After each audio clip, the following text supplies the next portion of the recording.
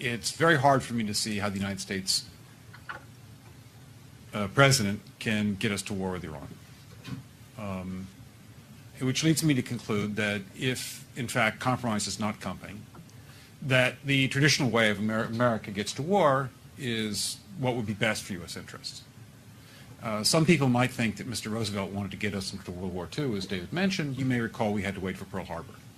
Some people might think Mr. Wilson wanted to get us into World War I. You may recall he had to wait for the Lusitania episode. Some people might think that Mr. Johnson wanted to send troops to Vietnam. You may recall he had to wait for the Gulf of Tonkin episode. We didn't go to war with Spain until the until the Maine exploded. And may I point out that Mr. Lincoln did not feel he could call out the Federal Army until Fort Sumter was attacked, which is why he ordered the commander at Fort Sumter to do exactly that thing which the South Carolinians had said would cause an attack. So if, in fact, the Iranians aren't going to compromise, it would be best if somebody else started the war.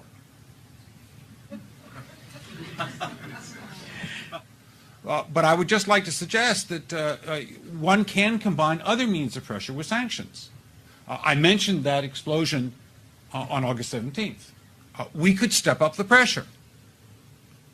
I mean, look, people, Iranian submarines periodically go down. Someday one of them might not come up. Who would know why? We can do a variety of things if we wish to increase the pressure. I'm not advocating that.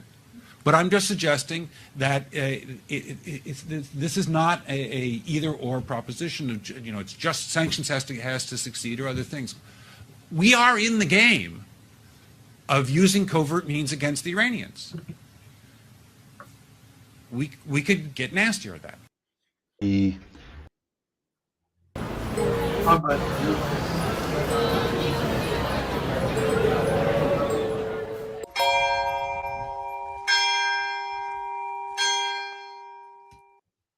Welcome to the latest episode of News from the Pew. I am your humble host, Rick Barrett, and with me is my wonderful panel who do not take days off, and we do not have multiple times to go on vacation.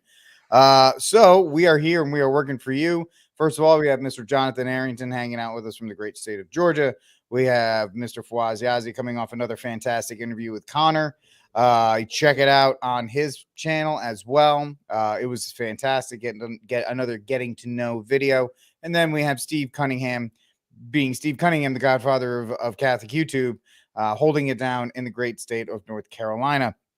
So, gentlemen, from the last time we talked to now, quite a few things have taken place in the world and that we will talk about. And the biggest thing we are going to talk about, and then Steve's going to roll some video for us, is the impending bank crash that was set up in 2008. And I guess you could say that the chickens are coming home to roost, the flowers are in bloom, whatever kind of cliche you want to use at this point. In case you've missed it, this is what's happened. A more precise sense of what it means when Joe Biden brags about the strongest and most equitable economic recovery in modern history. What it means is it could be time to buy gold and stockpile food. Oh, there's a deal on Russian steel case? I think I'll pick up a pallet. Just kidding, sort of. Yesterday, some of the biggest banks in this country, Wells Fargo, Bank of America, JP Morgan, Morgan Stanley, collectively lost more than $50 billion in market value in one day. That's quite a hit. On the other hand, those banks still exist, and you can't say that for Silicon Valley Bank. As of this morning, Silicon Valley Bank, or SVB, has gone under completely. That makes the second biggest bank failure in the history of this country. And it's significant. SVB financed nearly half of all venture-backed healthcare and technology companies in the United States. It also apparently held significant cash reserves for some of the biggest cryptocurrencies, and it's now gone. Federal regulators have renamed it and taken it over, and that means an awful lot of people lost an awful lot of money. And no, most of that money was not insured, no matter what they tell you. The FDIC only guarantees bank deposits up to $250,000. And according to some reports, more than 90% of all deposits at SVB exceeded that. And it's unclear whether those people will ever see their money again. In fact, when customers showed up at SVB's branch in Manhattan today to get their deposits back, managers called the police. So what we have here is a 1929-style bank run, and that's not a good sign for anyone. The question is whether the people who run SVB saw it coming. The CEO, a man called Greg Becker, apparently sold more than $2 million in bank stock over the last 2 weeks. According to the site Unusual Whales, several other high-level employees of SVB, including Chief Marketing Officer Michelle Draper, Chief Operations Officer Phil Cox, General Counsel Michael Zuckert, all sold significant amounts of stock in SVB this year. Did those employees know their bank was in trouble? We don't know.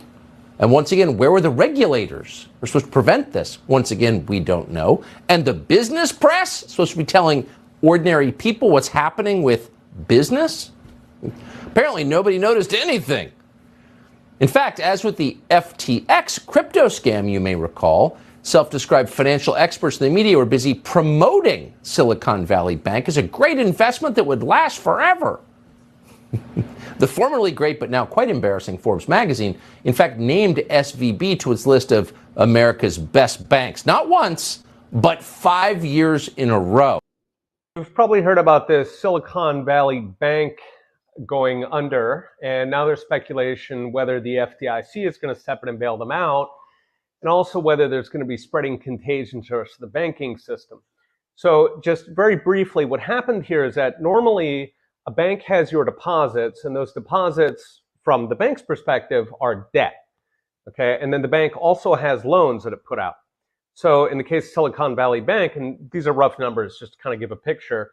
So in their case, they had something like 210 billion in deposits, and then they had more than that in loans, so something like 230.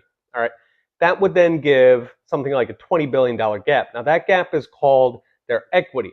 Okay, so if they had 230 in loans out, okay, in other words, in assets, and only 210 in deposits, then that 20 billion, you divide that by the 210, and they'd have something like a 9% equity ratio. So you would say, okay, good, they're in business, they're worth more than their debts. Now what happened is that a lot of their holdings were in long government bonds, meaning government bonds that go like 20 years. And over the past year, those government bonds have lost value, okay, because interest rates have come up so quickly. So what that meant is that rather than being at, 230 billion in assets and something like 210 in deposits, the assets came down. So now there's something like 200 billion. All right, so at that point, they are bankrupt. They're out of business. Now, what happened, or what the sort of bank champions are trying to push, is they wanted the government to step in and essentially rehouse Silicon Valley Bank by passing it over to one of the major banks on Wall Street. And so that's the big contention. That's what the Wall Street banks presumably would have preferred. They could have picked up this reckless bank for a song. But in fact, now a lot of people are worried that the government missed their chance to do that, and that at this point, there's going to be more contagion. Now, the question, I think, for a lot of people at this point is this going to spread, right? Is this going to bring down the entire banking system? And the issue here is how unique was Silicon Valley Bank? So Silicon Valley Bank was very widely respected. It was a prestige bank in Silicon Valley. You sort of hadn't made it until you had an account at Silicon Valley Bank. And in fact, they would blow off small depositors, right? So if you were like a brand new startup and you reach out to Silicon Valley Bank, their attitude would be, you're small fry, come back when you're bigger. That means that almost none of Silicon Valley's deposits are actually covered by the FDIC, right? The FDIC is the government sort of bank insurance program that covers your bank account if your bank fails. They only go up to 250,000. Almost all of the money at Silicon Valley Bank, which is on the order of 210 billion, almost none of that would be covered by that little tiny slice there, right? So there are a lot of Silicon Valley companies now where they can't, if this doesn't get resolved quickly, then they can't make payroll, they're going to go under. Some of those companies are Web 3.0 startups that do payment processing. Okay, so then you get this cascade effect where any company that's relying on them is now in trouble as well. And then, of course, the wider issue here is that what brought Silicon Valley Bank down, yes, it's true that they're in Silicon Valley. They've got a lot of tech customers. Tech has been hurting recently. But the underlying problem, right, what caused that 230 to go to 200, that was almost all from government bonds losing their value. And so this is going to be true for every bank in America to more or less extent. So Silicon Valley Bank might have gone first. It might have been the weakest gazelle on the savannah because it had all this woke stuff on it. But almost every bank in America is going to have these kinds of risks. And so really, I think there's a good chance that we're at a Lehman moment here, similar to what happened in 2008, where the government has to decide if they're going to bail out a bunch of crony billionaires who've been operating fractional reserve and ripping people off, or are they going to stand back and let it collapse? Go on, Stanley. I got a $100 check from my grandma, and my dad said I need to put it in the bank so it can grow over the years. Well, that's fantastic. A really smart decision, young man. We can put that check in a money market mutual fund. Then we'll reinvest the earnings into foreign currency accounts with compounding interest, and it's gone.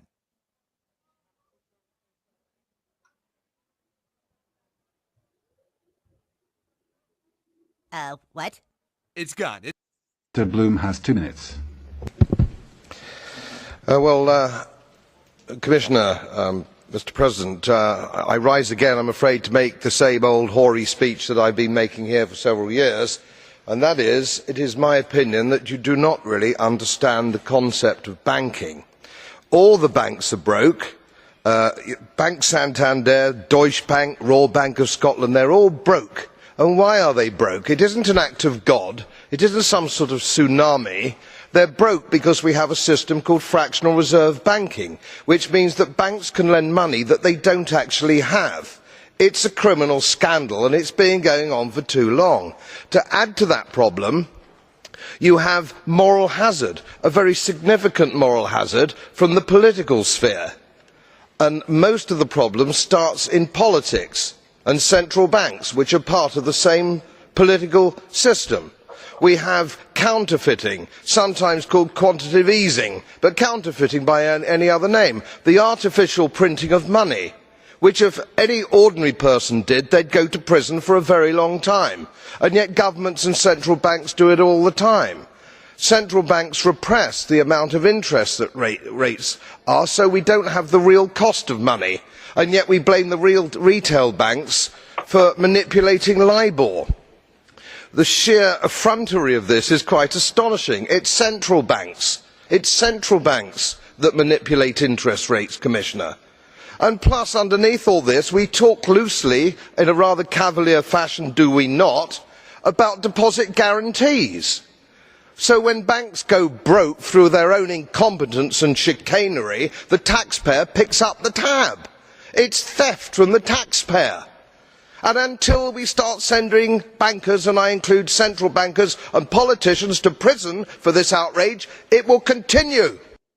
5 minutes, suggesting that we could move into something like in the 70s with low growth and prices going up.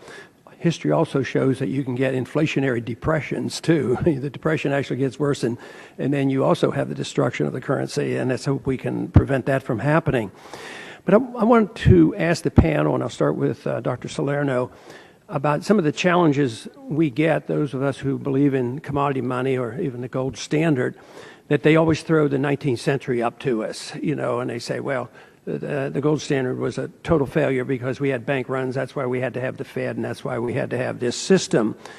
But Murray Rothbard wrote about the booms and the busts in the 19th century. He didn't blame the gold standard like they did in the 1930s. They said the gold standard was at fault. But he talked about the pyramiding of debt and the deposits and would that be saying that there is some blame for fractional reserve banking for contributing to those crises that we had in the 19th century, and it was that rather than the gold standard that caused those problems? Yes, I think that's right, and that the fractional reserve banking was really to blame for most of those panics and depressions. Particularly after the Civil War, when we had the national banking system, you had this pyramiding not only on gold, but the Wall Street banks pyramided on gold. The gold was concentrated in Wall Street. That was one of the points of the legislation. And then the country banks pyramided not on gold. They didn't hold gold. They held Wall Street bank notes and deposits as their reserves. So we had this huge, unstable, upside-down pyramid, which was ready to topple over at the slightest, problem or small or large default on some loan, and that's exactly what the cause was, not the commodity money standard itself. Now, if we were back in the 19th century, what would have been the tool for preventing those bubbles from forming? Would there have been a government role in trying to prevent what you just described? Yeah, get rid of all of the policies that cause the pyramiding. Let the banks each stand on their own bottom. If they want to have fractional reserve banking, let them hold their own reserves. They if make they can a get a loan mistake. from another bank, they may be able to go on for a little while, Right. but that would prevent it. All right, ladies and gentlemen, before we go any further and we get into the topics at hand, I missed the opportunity at the beginning of the show to send out everybody here on News from the Pew our sincere condolences to our good friend and former panelist Ryan Grant for the loss of his wife, and the fact that she is in our prayers. And if you haven't heard, he lost his wife last week. Or earlier this week, if you can please keep her and the entire Grant family in your prayers. All right, John, now that we have seen all of that stuff, the fact that they've been playing with the paper money system for as long as we can remember, this day, as the doomsayers and the Alex Jonesers is finally at hand, how shocked are you? Well, the only thing I guess that's surprising or shocking is the time when it happened. I guess I hope it's I don't know. We'll find out if we should be shocked at the timing only in retrospect, because hindsight's going to be 2020. But I'll just say, so I'm very rarely on Twitter, but and I think the only like I've ever gotten any sort of thing I've ever put out on Twitter was a response I gave one time to the question, in your opinion, what is holding America together culturally? And I responded, I don't know why it came across a Twitter feed. I brought up Twitter, one of the 10 times I do it in a year. And my response was the creature from Jekyll Island and its various offspring. It's more cultic than cultural, but one can cultivate mammon. So I think the creature from Jekyll Island, referenced the Edward Griffin book there of the same name, Creature from Jekyll Island. I think that's what holds America together culturally. And so what I'm trying to say is I think it's not surprising that the banks would start to fail now, because, we're about as divided culturally as we possibly could be.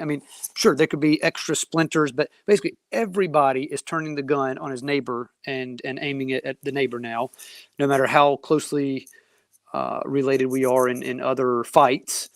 And when it gets to that sort of situation, I think the only thing left is to pull the plug.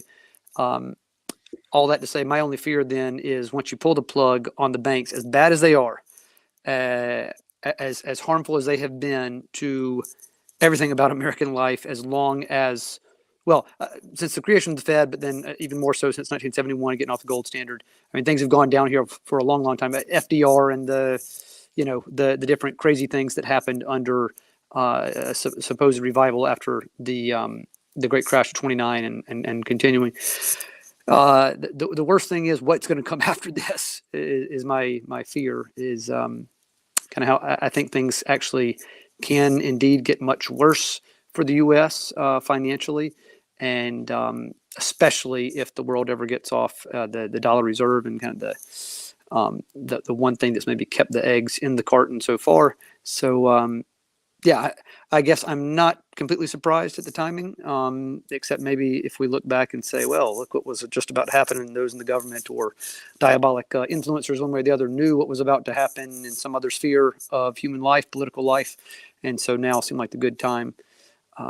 That's what's on my mind. Let me volley something to you right now. It's not a shock that the bank run is starting to take place after the January 6th tapes are starting to be released. No, it's a good point. So that, I think that's another way in which we've been fractured, is when you see the truth of that and you see that so many people were involved in moral grandstanding when clearly they, and Trump included, who knew better. Yeah, I think we are as fractured after the release of those tapes, because then people that thought, well, maybe a few of the folks were just upset that were criticizing the January 6th quote unquote rioters, were simply upset at the abuses that took place and whatnot. Not the folks that were doing the moral grandstanding, they knew better. They knew all along. They had seen, as I think as Tucker Carlson put it best, they saw the same replay of maybe 2 or 3 minutes of tape of carefully selected bits and pieces from day one. It's the only thing that ran on any of the stations. I mean, it may total up to be 5 minutes total, but I mean, essentially everyone saw the same 2 minutes, if that. And yeah, so they should have known better, the folks who were doing the moral grandstanding. So now, we're pretty sure that other than maybe 5 people total in Congress, there's nobody who's really after the truth, that's actually in power, that's in our aristocracy and our monarchy of a presidency. So yeah, I mean, you could say that the base, the republic of the U.S. is probably has less confidence in the rulers than ever. So what's the only way you can kind of get confidence going back? Well, I think a financial crisis like what they're trying to allow to happen now, because I mean, it's been on edge for forever, at least for the last few decades, and clearly since 2008 even. So when they want it to happen, they allow it to happen. And I like I said, in hindsight, we'll figure out maybe why more specifically. So Fawaz, you're feeling much better now, being out of the city and on a lot, and away from places that are going to be in a lot more confusion, kind of like a Silicon Valley Bank where people are lining up. So you have people like yourself, Fawaz, what I'm getting at, who have taken the cue to go out and invest in tangible assets, but you still have a lot of people that are out there who are like, well, I have my FDIC insurance in case anything happens and this, that, and the other thing. And it's going to be a real shock to the system for those who are just so entrenched in modernity. That is correct. Thanks again, guys. It's good to be with you. And thanks, Jonathan, for that beautiful explanation. For myself and for my family, sure, we're doing the best we can. We're going to triple our harvest this year, provided that everything goes well. Milk's provided, meat, all that stuff. We got ourselves in a position, but it doesn't mean that my heart does not go out to folks who will be struggling, living in the cities. And if we took a eagle-eye view and went back and looked at this whole mess, I know we have this tendency to look at something through tunnel vision, but a lot of times you have to take a step back and look at to see what the issue is. One of the major issues is not living life according to the natural law. We've been talking about this for so long. What made Catholicism so beautiful is that it's really difficult for you to bring in new ideas of dogmas, mainly because we have something, or we have a standard in order for us to back it up against. This is something that part of the deposit of faith. We have, of course, we have something that holds us together, which is the papacy in principle. We have the collegial. The Protestant. The problem is the world does not operate under the Catholic norms or Catholic understanding. So when you have the gold standard, which was the proper standard, you have something to back it up against. And the monetary system has just been inflated to such a degree because the note is worthless. It's worth what they say it's worth. They had this understanding of we can increase inflation as long as the economy outpaces it. But what happens when the economy doesn't outpace inflation due to putting the economy in a coma due to the lockdowns, and then you're trying to raise the rates to try to bring down inflation, but you're not raising them high enough because you're too worried to raise them high enough because people might revolt. They can't afford anything. So you're kind of playing this game of can we raise them high enough? If we do, it might be an issue. If we don't raise the rates high enough, inflation will take over. And here we are. So it's backed up to nothing. There's nothing in which there's no standard in which we can put it against in order for us to fix this problem. Peter Schiff, Ron Paul, Rand Paul, even himself, they've been talking about this for decades, for years, that the bubble is going to pop. The bubble popped in 2008, and that was the housing bubble. What did they do? They propped it up with some more taxpayer money. They can keep kicking the can down the road as much as they want, but eventually it's going to explode to the point where we're going to have something worse than 1929, the Great Depression. So, again, when you do not live life according to the natural law, the way that God intended it to be, life of a family and trade and charity and virtue, locals, the subsidiarity understanding of community, you have a global entity, and at this point, the government can't lose. The government cannot lose. Absolutely, John. We'll definitely pray. Thank you for sharing that. At this point, the government can't lose, because what the government does is, the plan is to go global, to have one central bank to rule the whole world. That's always been the plan. So you have to create a crisis in order for you to hand it over. Just like we created a crisis with COVID, now to hand everything over to the WHO. Well, what's the food crisis all about? Well, guess who owns the most farmland in the country? We all know who it is. Mr. Gates himself. And God knows what he's doing. We had GMO for a while, but now they have mRNA seeds, which you can put anything you want in those seeds into the food. So it's create the crisis so that you can further increase the one world government understanding of the world. That's what they really want, while the rest of us, unfortunately, have to go through it. The only way to fix this is to get on our knees and ask God to remove these evil men and not cause as much harm as possible, in the process.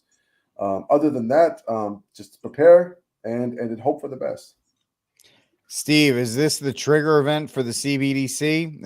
Are they just gonna set those banks to fail so that way they can say, don't worry, here's the thing, don't worry, everything's fine, we have your money, everything's in an account, just log on to cbdcblah.org, put in your social, and you'll have access to your money, you'll get your QR code, and you'll start to be able to use everything again. I mean, if they have a bad enough run, they could easily step in and push something forward. Yes. Yeah, that's literally what's coming up next. I got a couple videos on that one, but yeah, I mean, Stevie Wonder saw that coming in this thing. Yeah, I mean, look at the National Bank. Jefferson wrote that the centralized bank is worse than a standing army, and Hamilton wanted that. And by the way, who calls himself a Hamiltonian government? DeSantis. Not a good, one to pick right there. Yeah, this is all about obviously controlling the money system. They're going to come out saying the banks can't do anything. We have the solution, CBDC. Good night, game over, drive home safely. Australia just went a couple days, last week, I got on a Clown Planet visual ID. It's on their regular news. You have to have it just to live. Their next up, obviously, is CBDC. We haven't gotten it yet. There's some governors still fighting against it. Here's I didn't know that what's her face from South Dakota did it. Kristi Noem? In the banking sector, the collapse of Silicon Valley Bank has a lot of Americans concerned about how to protect their money. And of course, politicians are using that concern to their advantage as always. Several states are now trying to centralize currency with a so-called central bank digital currency, which is, by the way, not currency at all. It's software. But they're going to do it for your own good. Obviously, this is a tool of total social control. If they control your money, if they can zero out your bank account with a keystroke, then you have no autonomy. They control you. Well, in the state of South Dakota, legislators just passed a bill that would have changed the definition of money to exclude cryptocurrency, and that would put the state on a path to centralized digital currency. South Dakota's governor, Kristi Noem, the only governor we're aware of who's paying attention to this, vetoed that bill. She joins us tonight to explain why. Governor, thank you very much for doing this first and for coming on.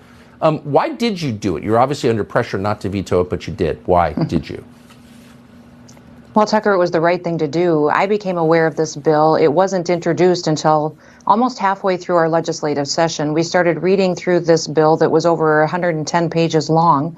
It was sold as an update to the guidelines of the Universal Commercial Code, backed by all of our financial institutions, our banks. As we started reading through it, we saw the section of the bill that changed the definition of currency. And essentially what it did was pave the way for a government-led CBDC, and it all. Speaking of what she has said, change the definition of money. How many definitions in the last couple of years got changed? I mean, you can count on obviously two hands, but now they're changing money definition. If you will, how most people experience the news that the government is bailing out a bank where 95% of the deposits were over $250,000, deposits put there by people who pay half the tax rate you do because they benefit from the carried interest loophole. That does look a little rigged. I'm just throwing that out there. Oh, it's absolutely rigged, Tucker. There's a two-rule system in this country. There's the rule for the favored class and then the rules for everybody else. The rules for everybody else is $250,000 maximum. But this was. By the way, this guy has no chance of winning 20. Oh, not even a chance. He won't even make the actual Isn't he WEF? stage. Isn't this guy WEF too? Who knows? I can do a look in a minute. Bailout of Silicon Valley itself. The tech startups who made disastrous financial decisions to bank as much as they did with Silicon Valley Bank. But what does the federal government say? Don't worry about it. We're going to come in and save you. Even companies like Roku that staggeringly had like over $480 million. That's unconscionable. Yet what we say is that's okay. You get to keep making those disastrous decisions. Now, Tucker, the logic, and actually many of these venture capitalists that invested in these companies, they had a perverse incentive to fearmonger and create the conditions for a bank run, because the more likely a bank run was, the more likely it was that they would get that bailout for those tech startups on Sunday night. So kudos to them for playing crony capitalism well. That's exactly what they got done. But you think about this, you had a really good point there. I can't think of a more disastrous way to shake confidence than to call an emergency meeting on Sunday night and say, here's a bank that we told you for the longest time was not systemically important, that itself claimed that it wasn't systemically important, but now we're going to use a designation of calling it systemically important to make a bailout to its depositors. So actually, I think that this is a game that is a downward march. Just like ESG came out of the 2008 financial crisis, central bank digital currencies are what's going to come out of this next one. And I think that this is something that every Republican, frankly, every American needs to be clear about. We have to say absolutely not to that level of social credit scoring that could unfold on the back of this. And you mark my words, it's marking yours as well. This is likely where this is heading. It's a longer term game to a disaster. So very quickly, how? As he mentioned that, I mean, you got a solution, think locally, act locally. You can't have centralized, you got to decentralize literally everything. That's what we keep bringing up about breaking up the union. I mean, how would you get out of the Fed? I mean, there's nobody going to say, all right, in the Fed. Ron Paul's the only one running on it, and people booed him because he didn't like bombing brown people as much as the other guys did, which we got another war going on with that. They're trying to bomb Iran right now because they're using that fear mongering of Israel, needing to get Iran before they have uranium ready for it with 81%, which is really, if you actually read the article, it's like 18%. It's a fear mongering headline, but they know that nobody cares to go click. Let me actually read. Nope, I'm just going to listen and just hear what I'm supposed to learn and tell or think right now. The TV will tell me what to think, and I'm going to be mad about it. Oh, we got to go bomb Iran because of that. They're not even close to that. But China is getting involved in this real quick. And the whole Russia thing with the drone, we'll get into that later. That was the whole clip at the beginning, is we got to keep poking that bear to get something to fight back. I mean, as they said, Lincoln had to get Fort Sumter to actually shoot first. And if you really want to go, well, the South started it. Well, what happened with the revolution and the American Revolution? There was a little poking there to get them to do something first. So it's the same thing. The arguments are never consistent. But with the CBDC, I mean, when this thing hits, it's over. But kiss that Lee Greenwood song goodbye. It is over.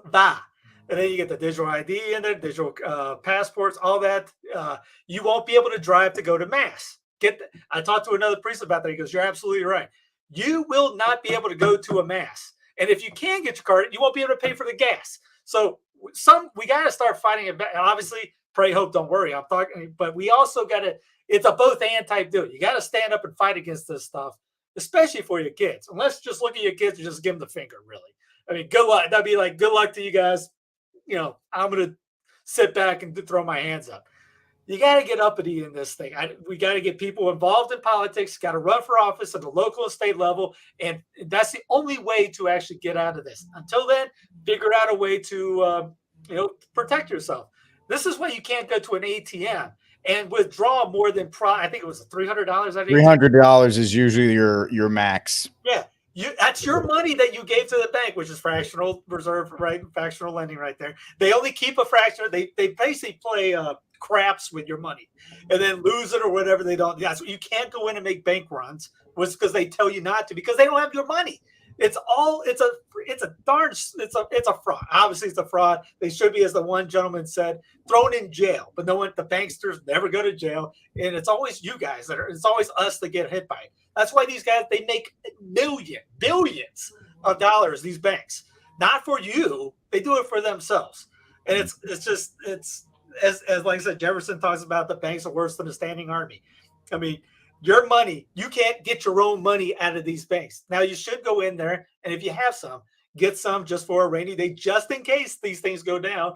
This ain't a bank run. It's not what we're calling for. But have some as like an insurance policy for yourself. Get enough for a couple weeks in case stuff hits the fan. And then learn about bartering. Coffee, beans, whatever. Eventually, that will happen. Because if you're not going to get the jab, or you go woke or go broke. If they don't like what you have to say or like what you stand for, you will not have electricity or be able to buy food or be able to drive. I know that sounds nutty. They've already banned the sale of cars in Australia, 17 states in the Union, and most of Europe. You won't be able to buy. They're depleting the gas. They're still going with this holy religion of earthism. You see that every day.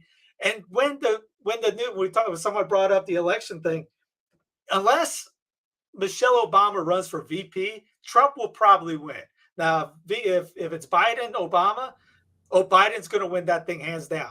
And you're going to have 12 years of the Obama regime after that. 4 of her VP and then 8 of her as president. Guaranteed. And what do you think it's going to look like come on the other side of that? Yeah, we know exactly. And people really need to start looking at solutions. The excuse of, well, I live in a suburb or I live this, that, and the other places, as far as not being able to prepare, those all go out the window. I live in a fine, rural-ish town, and I can't do chickens because chickens is apparently the popular thing. So I'm doing quail. I'm getting some quail. I mean, they're smaller eggs, but you can put 12 of them in your backyard. I'm telling you guys at home, you can put a little quail hutch, put 12 in the backyard, and they'll produce year round. They're hardy. They survive cold weather, warm weather. You just need to keep them safe because they are the lowest on the totem pole. But rabbits don't need a lot of area, a lot of meat for how much rabbit you can get. So you don't need to have something like what Fwaz has or some of these other people who have I got 14 acres. Not all of us do, but you can still find ways to get food and you can find ways to produce. You don't even need 14 acres. No, you don't. Unless you you really have cattle, don't. You don't even need it. No, you could really get away with an acre. If you had an acre and you actually, yes, the quail will fly away if you're not listening to me. Somebody, won't they fly away? I said, put them in a hutch, you dummy. So that's, yeah, I free range my birds, bud. What am I, the guy from Iron Man 2? Anyway, let's move on. This idea that the CBDC is set up on top of all this stuff, on top of the fact that the thing I threw out to John, maybe it's a distraction technique, maybe it's something else that's going on here. This is just one of these things that has kind of cascaded down. And I know Steve is mentioning 2024 and all of this other stuff. You could see a bank run or some kind of total crash to kind of just set up Joey B as the guy, the stability, need him to stay there and all these other kinds of things. What do you got, Steve? Before Jonathan answers, did you guys see what happened in New York? The bank called the cops on their own customers because they were wanting their own money. Didn't see that. Yes. Land of the free, home of the brave. Right there, ladies and gents. Go ahead, Jonathan. I'm sorry. Well, I mean, we saw all that stuff happen in China, right? We saw that a year ago. We saw that the military was guarding banks because they were not allowing people to go get their money. So there is no difference between China and the US when it comes to that kind of stuff. And it really does speak, and we'll go one more round on this whole topic, John. Now that you kind of heard everybody first, you can respond to what anybody else said and just add your own. The fact that we have become such a slave to this comfort lifestyle, this monetary system, whatever else you want to say from it. Some people can say like 1929 or one of these other kinds of things.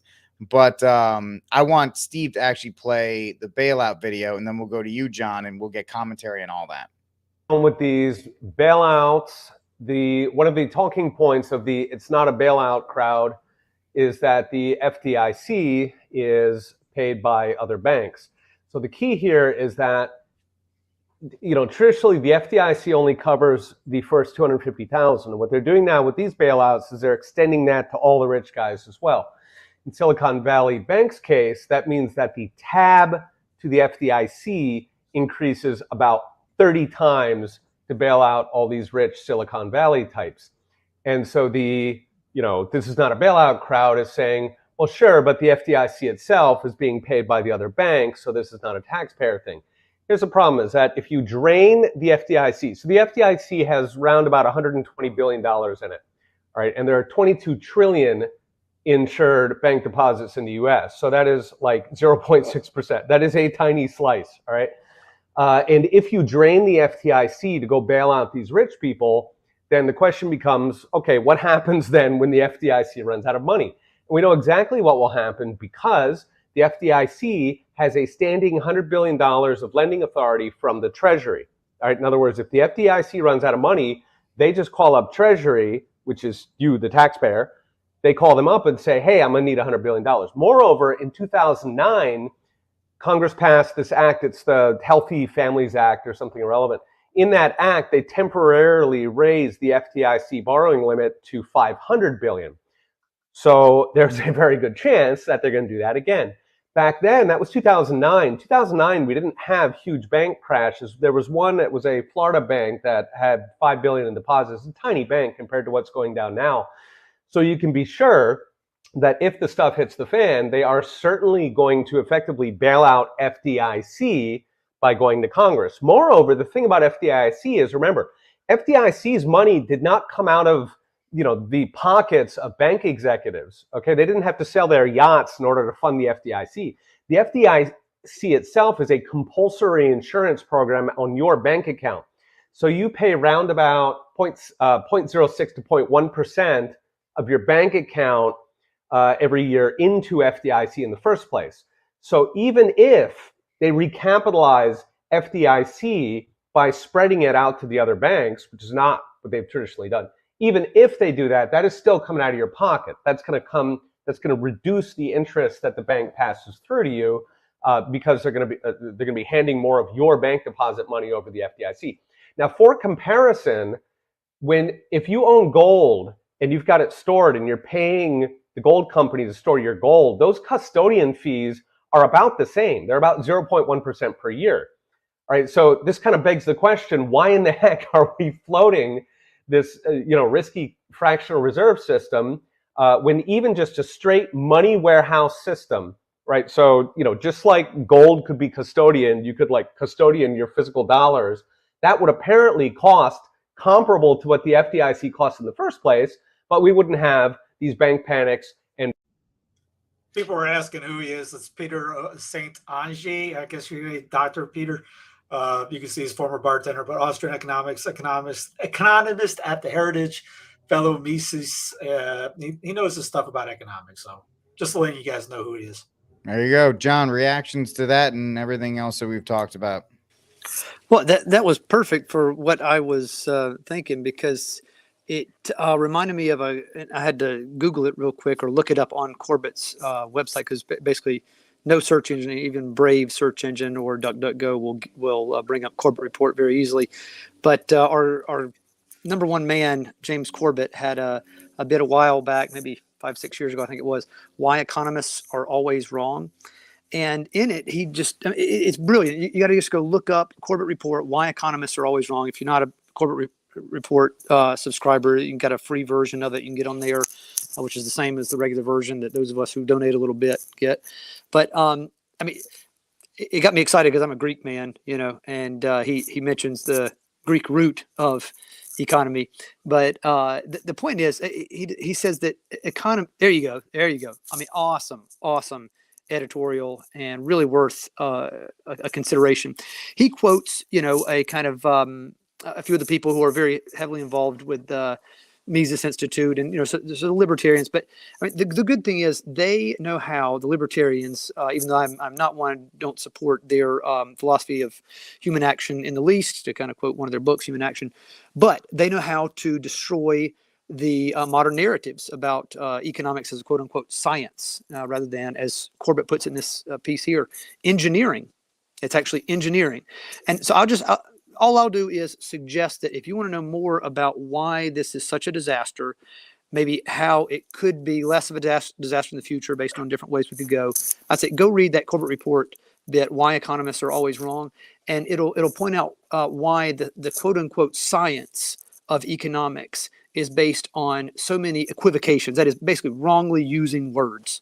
All right, they've co-opted our language, and because they've tried to, you know, basically use the language about money and finances and the economic life, or the way you choose to spend the resources that you get from your labor, since they've co-opted that language, they kind of control the narrative, and I'd say that's the bigger issue at play right now. Whether a particular bank here or there, the whole financial system goes under. Even, I mean, don't shoot me, guys, but I would say even the CBDCs, even whether or not that gets off the ground immediately or later on, the more crucial question is, what do we mean by economic interaction at all? And I think that article gets at a deeper root than what most people are talking about. So it's worth a read at least.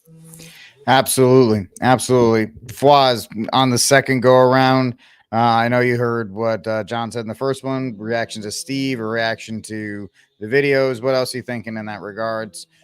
Going forward, how about that? Now that we've kind of passed through the first phase, we're seeing more banks. I know Swiss bank is failing because the Saudis who have been funding them. There's this bank in Switzerland. They can't give them any more money. So that bank's going to fail. So and in Japan, we're seeing this as well. They're going to drop what, 30 billion. There it is. The Swiss National Bank is at a loss of 141 billion. And the Saudis are like, bro, we can't give you any more money because of regulation. So you're on your own. It's just going to spread as far as the uncertainty in the market. And this is what happens when you have folks who have, you know, your worst interest at heart in charge.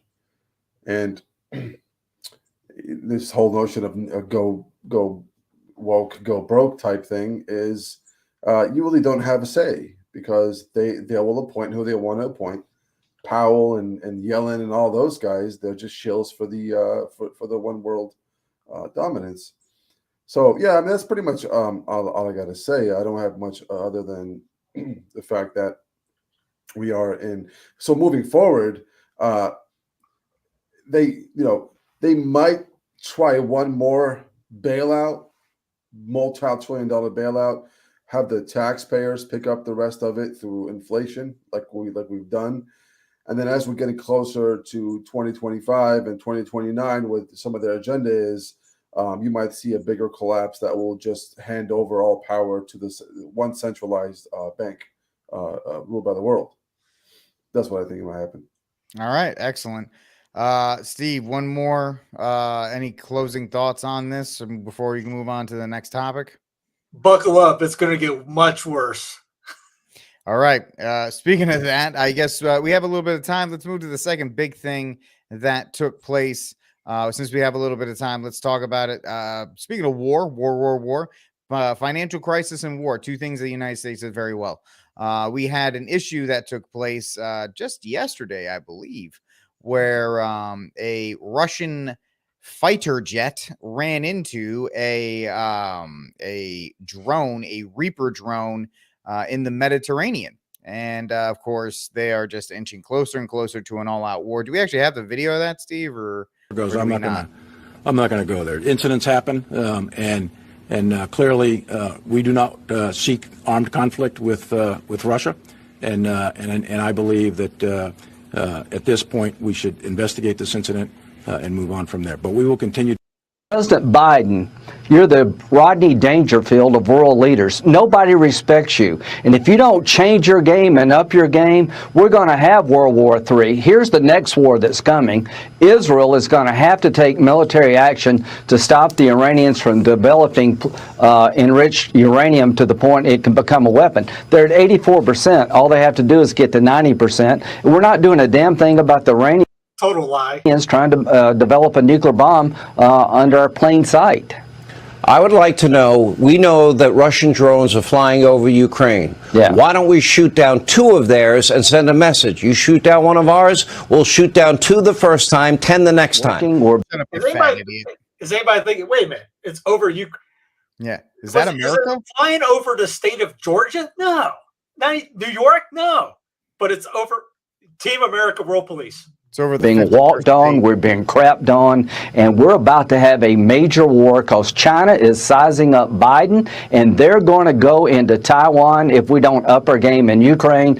Biden's always late to the game. He's late to give them tanks. Senator. Mark my words, he wouldn't lift a finger. Number one, if Putin gets away with this, there goes Taiwan. The two are connected. So the administration, the Biden administration, it's been slow and weak. Every time Ukraine needs a weapon system, we have to beg to get it. So I'm all in to win it. And you're not going to win this war by bleeding Ukraine dry and giving them weapons they need too late to affect the outcome on the battlefield. So Joe Biden's a disaster on the foreign policy front. We're in free fall. I've never been more worried about world stability than I am right now. We're on the verge of major conflict with China. Congressman, let's start with you. Let's get your take. What should the administration do? They shot out a U.S. drone. This was not an accident. It was done on purpose. What should the reaction be? Well, Sean, just as Senator Graham said, we should be putting 3 drones back in there to replace this one and sending a very clear message to Russia. This was over international waters. They don't get to decide where the United States sends our aircraft, sends our ships, or who we decide or how we decide to defend it. But I am just as worried right now that we are slipping down a very slippery slope towards a total world in chaos between Iran, North Korea, China, Russia, Venezuela, all on the march. Because again, they smell weakness. Time to blow up some stuff, John. We got to blow up some stuff, man. 5 drones over here, 9 drones over there. We got to do it. We got to do it right now, man. We got to get in that. We got to get in them fight and blow some stuff up. Yeah, I can't remember exactly what Lindsey Graham said, something about crapped on, but I mean, basically, like what comes out of his mouth. The only thing that makes me embarrassed about my home state is that Lindsey Graham is still a senator there, or state in which I was raised, I should say. But in any case, here's the thing. If you were listening to kind of MSM, the only, I think, well-articulated statement, and one that any Catholic could get behind about the whole situation that has come out in the news recently was that by my former governor there in Florida, Ron DeSantis, when he said that the goal of all that's happening right now, he didn't take a side. I thought his language was really measured in that response he gave to Tucker Carlson about what would you do if you were president. So the goal is peace. That's what any Catholic would say. That is the goal of any war, is to eventually be, so that we can get to an order of peace here now, or tranquility of order now. That is peace. And so, yeah, peace would also imply that it's going to be just in some way. Somebody's going to lose the war, and so there's going to be something to give up after this war. Basically, what you have with folks like Senator Lindsey Graham and others is that they would rather see devastation upon devastation than to see any sort of humble walk back, the least bit of, walking back the language, the bombastic threats and all from the beginning. And so that's what, to me, seems really, really scary, is that we don't have much chance, I think, of having peace, the peace that, DeSantis had said he wanted. I think that's what way more than half of America wants right now. If you were to ask them, if you could do a legitimate poll, they would say more or less, as well as they could articulate it, more or less what DeSantis said in his response to Tucker Carlson. And, if we had a government that was as it's described in the Constitution, we would get that because the folks that are currently in office would know, well, if I don't give the people what clearly probably, I bet you more than 75% of the people in the U.S. want, then they are going to vote us out of office. And then, that would be bad for us, right? Even if I know they've got cool pensions, they'll be fine and all, but still they want power. They live off power. They couldn't handle the embarrassment of that. So if we had a system that worked, that would happen. That is the people's desire would, I guess, have some sort of reaction there. There'd be something that would come from it. But I don't think it's going to happen. I think just a quick thing too, talking about Tucker Carlson. I heard an interview recently that or was reminded the NSA broke into his Signal account to find out that he was planning to interview Putin. And so, I mean, look, we've all said it on here several times. We're not apologists for Putin. Most of us are very wary of him, not just because of his WEF connections, but I mean, what the guy has done in the past. He doesn't seem like a safe figure to, as far as you can see him. Still, his ability to communicate with somebody in an interview, as might have happened with Tucker before the NSA shut that down by breaking into his Signal account. I think that was before anything started with Ukraine. That was a year and a half ago. The very fact that happened, I think, suggests to me, I can't say for sure, but suggests to me that if folks could hear, and not some sort of carefully scripted thing that's set up ahead of time, that's going to be leaked to the media, and what they decide to allow the non-Russian speaking media to hear and play. If we could hear something like that, maybe just sit down and hash things out before World War III were to erupt, because that's what's going to get everybody behind, some line or another, so that we're not peeking outside on either side of the line there. If we could do that, might have a chance at peace.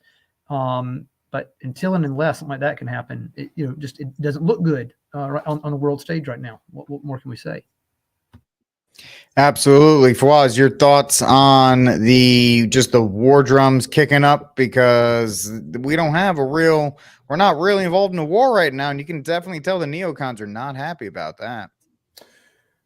Well, Lindsey Graham crackers never met a war he didn't like, so something with all the neocons. It's just what they are. It's all about war. When was the last time we had a just war? I can't remember. I can't think of one. A just war to where we had to go to war in order to save something or to protect someone. It's all about just continuing the dominance of the global ideology. Nobody wins except for the complex. What's their name? The ones who make the weapons. Those are the ones that couldn't wait to have Trump out. As bad as he was, we didn't have any, I guess we could call any new wars or any major wars. So they couldn't bomb anybody or make any new weapons or sell any weapons worldwide. So we all know what happened.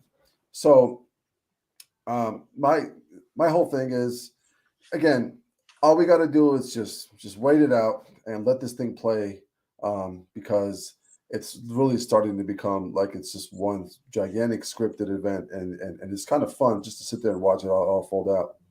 Agreed. We know Steve mentioned it earlier that the central government is not happy unless they're bombing brown people.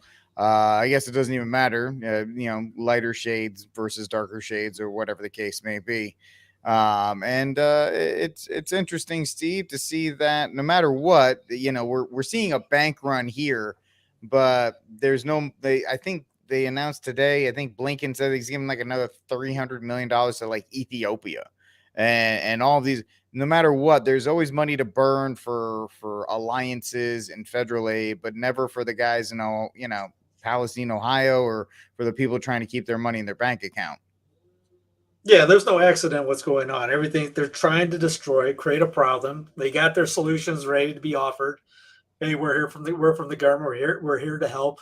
And you're going to get, again, more centralized everything. And then when you get, again, CBDC, all this is, it's just a complete collapse of all the systems. Here's Judge Knapp with General, I just forgot his name, on Ukraine. Look at the recent articles that have come out in the New York Times and the Washington Post just within the last 48 hours. We're now beginning to see the truth actually creep into articles about the Ukraine war. And what I'm talking about are the horrific casualties that the Ukrainians are taking, the devastating impact of Russian artillery and Russian rockets and missiles, the terrible conditions for life for the people in Ukraine. It's actually being mentioned now.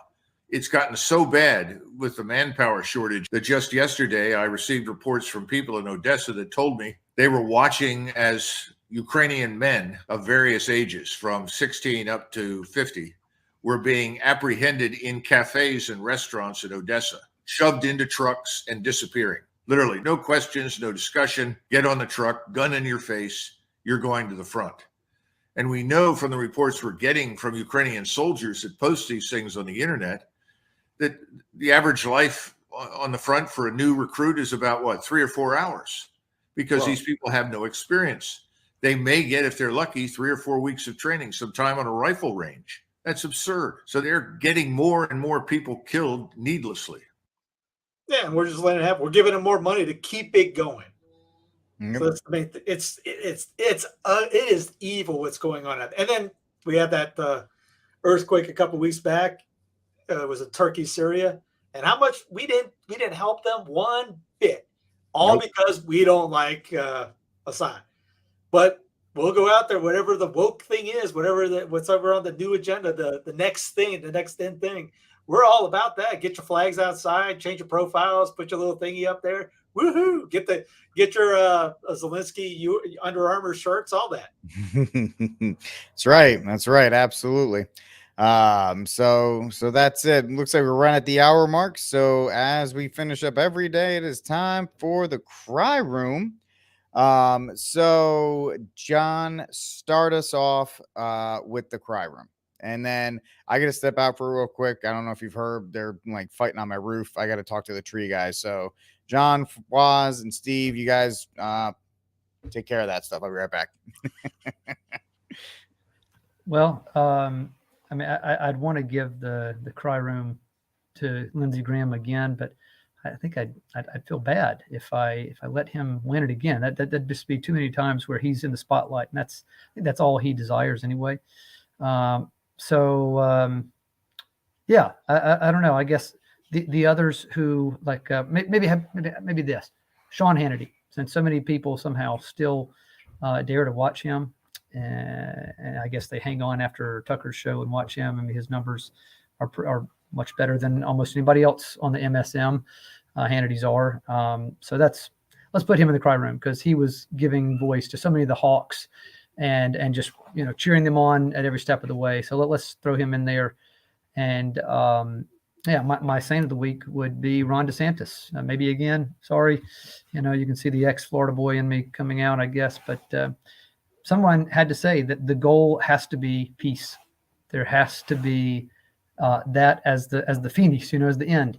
And if it's not for the people who are in power, then you got to ask, what are they getting out of the destruction and the misery and the poverty that's going to ensue from all this? And that is because the average Joe is going to get a whole lot poorer because of this. Those who don't die and who aren't harmed in any other sort of irreparable way. So yeah, those are the people who, to my mind, deserve to be in those respective spots. I'd also add that if you get a chance tomorrow, since so many people are going to have the blessing of celebrating St. Patrick, even with a dispensation or a commutation, where they change you commute the abstinence into some other form of penance during Lent, but still, can maybe eat corned beef or something on St. Patrick's Day if you go in that route. Besides your whatever else you're doing there to commute it, maybe read the breastplate and maybe even a little life or a little kid's book, even if you got kids of St. Patrick. You can find them out there. There's stuff on Formed, even if you have to go that route, but just find something about St. Patrick, learn a little bit about him that's really special, in particular as his life as a bishop, even an incredible saint. I mean, that's why the Irish, who for so long have been doggedly Catholic, they got quite the patron there. So it's worth learning more about him.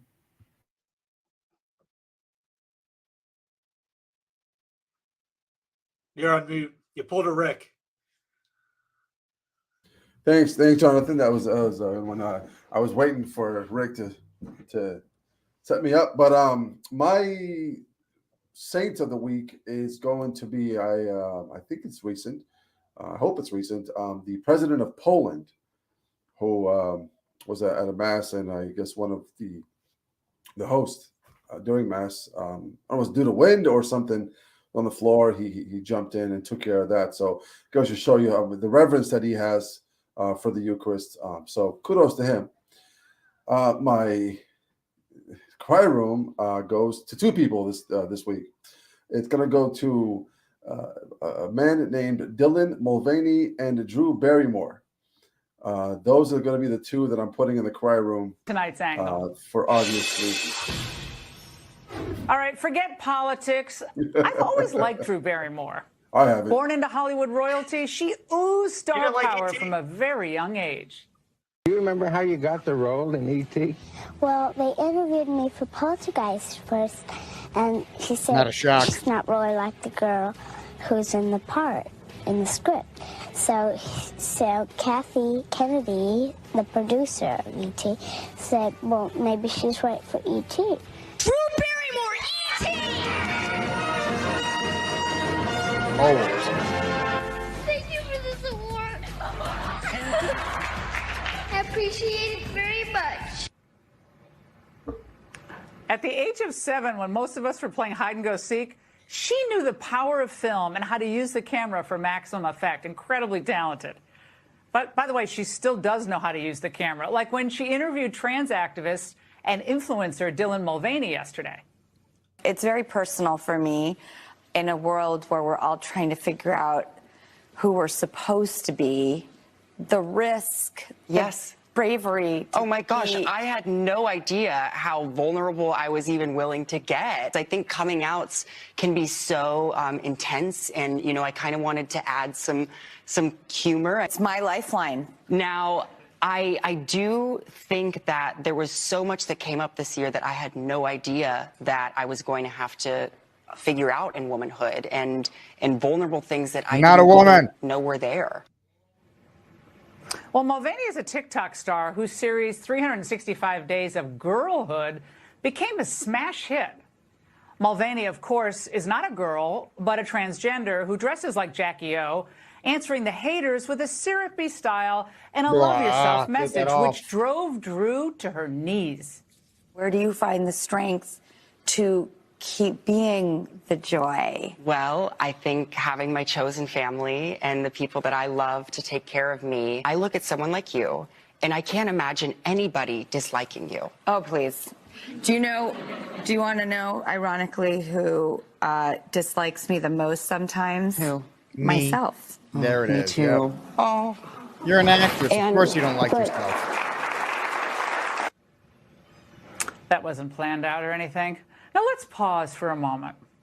What does it mean to young women, the scene you just saw play out, that one of the most well-connected and successful women in Hollywood gets on her knees to pay homage to a biological man who makes money advising women on how to be women, how to cope as women? Yeah. Yeah, that's definitely like probably the premier cry room.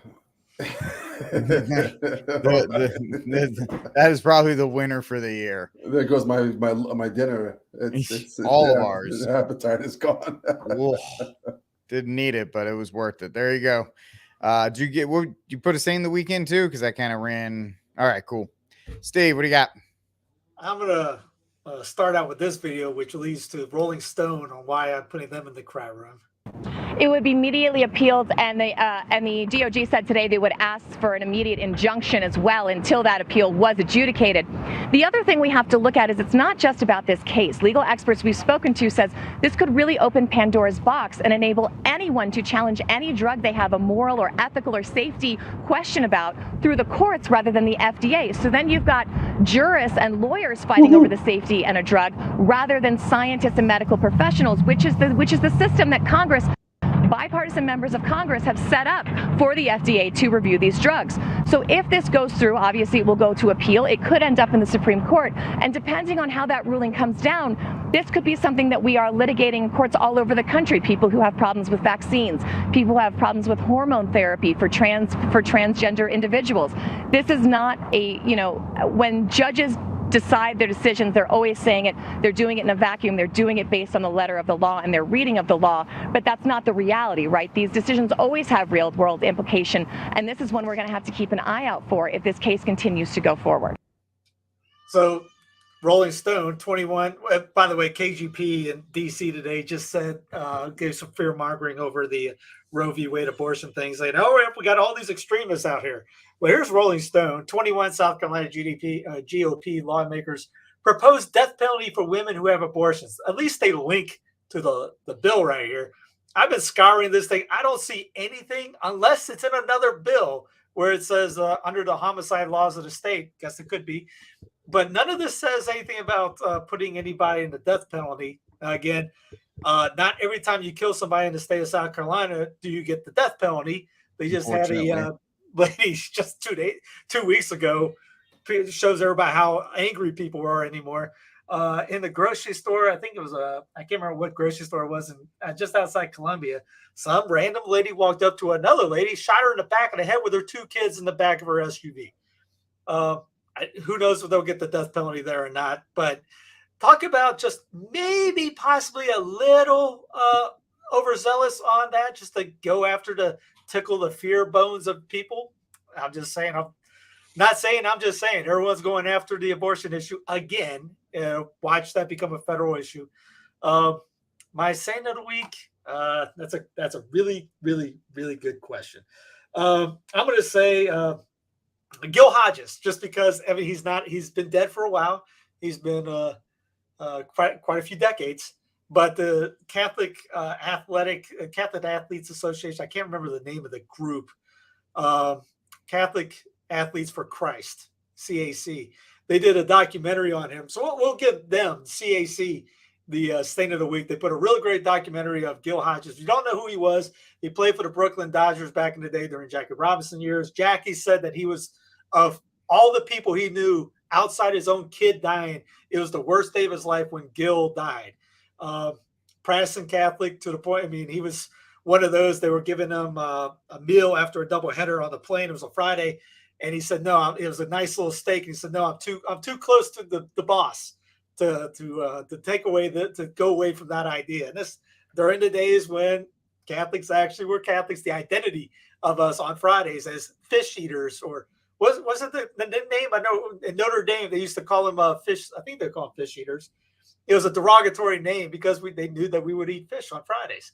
But a very devout, holy man. I thought it was a great documentary. The CAC came out trying to do a little interview with those guys. So I'm going to put them as the Saint of the Week for putting out something, positive for people to watch. All right. Since I got roasted by some of the people last week for not doing this, I will jump in. Steve, I sent you my Saint of the Week, but until then, I'll give you my cry room. My cry room is all you suckers today watching the NCAA tournament. All you man babies who, and I used to do it too. Are you doing it, Steve? Are you in the crowd? I forgot it was today. Oh, today's Thursday. It's opening round today. I'll watch some of the games. I won't be able to watch all of them like I used to. No, I'm not talking about if you want to watch like your team. Like Providence College plays Friday night at 7. I might watch it. I'm talking about the guys who literally build their whole day. They got 9 brackets that they filled out trying to figure out which one's right. They don't do one. They do like 9 of them. Oh, I won. Yeah, like 7th bracket in. Hey, I used to do that. Yeah, I did too. That's why it's kind of that self-reflection for me. So those guys and gals now too, who are taking the entire day off to celebrate this. It's just ridiculous. Especially my alma mater whipped UVA, and I didn't even know about. Somebody texted me, said, "Oh, congrats on your alma mater." What are you talking about? Huh? Furman? I'm not going with a 10-foot pole. Yeah, that's right. That's right. I was supposed to be at the dance. Yeah, Providence College is going to get blown out by Kentucky tomorrow night. It's going to be a lot of fun. So Fwaz and I have a rivalry that's not a rivalry, as Kentucky's going to beat the brakes off of Providence College. I have no idea what you're talking about. I Exactly. I don't even know Kentucky was in. North Carolina was preseason #1. They even make the dance. That's what I like to hear. I actually like the response of what? Who? And for my saint of the week, if Steve has it ready, it's just a random woman on TikTok, but it's it gives me hiring and I saw pronouns. Here's what I'm going to assume. I'm going to assume you're obviously very liberal. So I'm going to assume you're one of those people that is super far left. I'm going to assume you're not a very hard worker. You are either a female or you're a probably not straight guy. So everything in the office is going to have to cater to you, your feelings, your needs, and your emotions. So everyone around you is not going to be able to be themselves and walk on eggshells. Why would anyone want someone like you unless everyone's like you in a work environment? You're going to be the laziest person. You're going to be the most entitled, complain the most, and I think you're going to be the first to sue. So shocker that pronouns weren't helping you guys. Sorry, is there anything I missed there? Sorry. I mean, she could just be doing it for views, but there is hope, right? There is hope that some people are finally waking up, or at least here's the thing, openly saying it on a social media platform now is something you wouldn't dare do 2 or 3 years ago, questioning pronouns or anything like that. So the fact that people are actually doing it is a nice sign of pushback. At least, it's at least acceptable now. And I think, as we watched that awful video of the man dressed like a 1960s doo-wop girl. That's kind of like the last straw for a lot of these women. They're like, come on, dude, that's just a caricature at this point. It's just ridiculous. But that's it for us now on this episode of News from the Pew. Please like, subscribe, share the news from the Pew. I'm your host, Rick Barrett. Thank you all so much for hanging out with us. We'll see you next week. God bless, and Viva Cristo Rey. CB and FTX, for that matter, are just two of several major players in the financial industry that have gone under in recent months. Are you noticing any of this? On Friday, Wells Fargo customers reported they didn't get their paychecks. The nature of money is going to change quite dramatically. The old systems of trust and of ownership will have to adapt radically. Maybe the financial system will become so complicated as AI takes over more and more of the action that it will be just too complicated for the human mind. So how does a system functions when no human really understands it? It's important that people understand they can be bailed in, but you don't want a huge run on the institution. But they're going to be. And it could be an early warning signal to the FDIC and the primary regulators when these things happen. It should be accessible when people need to know, but I don't think you have much hope of reaching a public that doesn't have a professional need to know. I completely agree with that. I almost think you'd scare the public. This is Richard Werner, the top academic scholar in the world on central banking. The nature of this CBDC, what is it actually going to look like? They never talk about that. Right. But I heard one European central banker tell me what it's going to look like. And it was around this large and would be implanted under your skin.